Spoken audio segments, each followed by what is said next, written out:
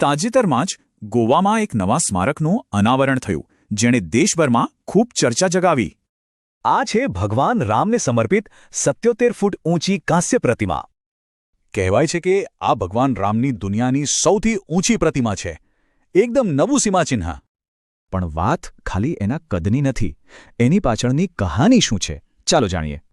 આ પ્રતિમાનું અનાવરણ કર્યું પ્રધાનમંત્રી નરેન્દ્ર મોદીએ દક્ષિણ ગોવાના એક સમારોહમાં. આ પ્રસંગ શ્રી સંસ્થાન ગોકર્ણ જીવોત્તમ મઠની 550મી વર્ષગાંઠની ઉજવણીનો એક ભાગ હતો. આ ખાસ પ્રસંગે એક વિશેષ ટપાલ ટિકિટ અને એક સ્મારક સિક્કો પણ બહાર પડાયો. તો સવાલ એ છે કે આ ભવ્ય કૃતિ બનાવી કોણે? એ છે જાણીતા શિલ્પકાર રામ સુતાર.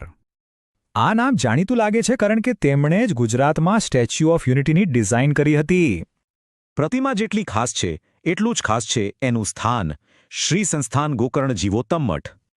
આ ભારતની સૌથી જૂની મઠ સંસ્થાઓમાંની એક છે, જેનો વારસો 500 વર્ષથી પણ જૂનો છે.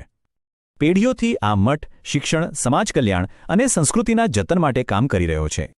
પ્રધાનમંત્રીએ પણ કહ્યું કે જે સંસ્થા સત્ય અને સેવા પર ઊભી હોય એ સમય સાથે ડગમગતી નથી.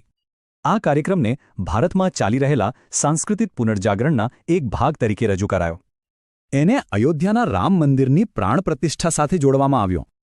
પછી કાશી વિશ્વનાથ ધામના પુનર્વિકાસ સાથે અને હવે ગોવાની આ નવી પ્રતિમા સાથે આને એક રાષ્ટ્રીય આધ્યાત્મિક જાગૃતિ તરીકે રજૂ કરાઈ. આ સાથે જ વિકસિત ભારતનું એક વિઝન પણ રજૂ કરાયું. આ વિઝનનો મુખ્ય ભાગ હતો નાગરિકો માટેના 9 સંકલ્પો. આ સંકલ્પોમાં પર્યાવરણ, અર્થતંત્ર સાથે વ્યક્તિગત સુખાકારી અને સામાજિક જવાબદારી પણ સામેલ હતી. તો આખી વાતનો સાર એ છે કે આ પ્રતિમા માત્ર એક કલાકૃતિ નથી. એ વારસો, સમાજ સેવા અને ભવિષ્યના રાષ્ટ્રીય વિઝનનું પ્રતીક છે. તો અંતે એક વિચાર આવે છે, આધ્યાત્મિકતા અને આધુનિકતાનું આવું મિશ્રણ કોઈ રાષ્ટ્રની ઓળખને કઈ રીતે ઘડે છે?